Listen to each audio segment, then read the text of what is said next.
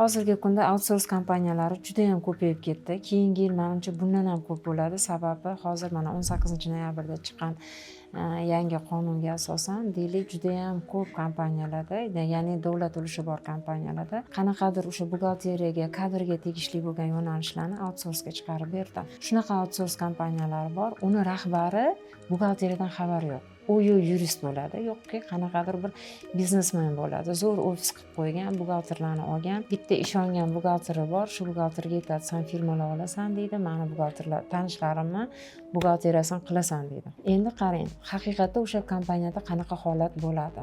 U birga ishlayotgan buxgalterini, ya'ni uni ishongan sherigini o'zini podpolniy yana boshqa buxgalteriyasi bo'ladi. Bu ko'chadan firma buxgalteriya olib kelaveradi. Masalan, bu buxgalteriya qolib ketaveradi, u yoqdagi buxgalteriya qilinadi. Chunki bo'lganda bu hayotda haqiqatdan men o'zim ko'rganman shunaqa narsani.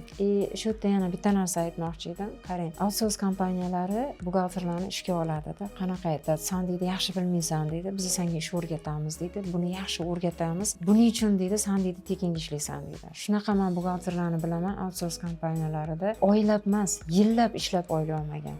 Masalan, bor eshitganman shunaqa buxgalterlar kelgan meni yonimga-da. Endi men outsource kompaniyalarni qo'llab-quvvatlayman. Agar u yoqda haqiqatda bir halol sherikchilik bilan ishlansa, to'g'ri ishlansa, bu narsa yaxshi narsa.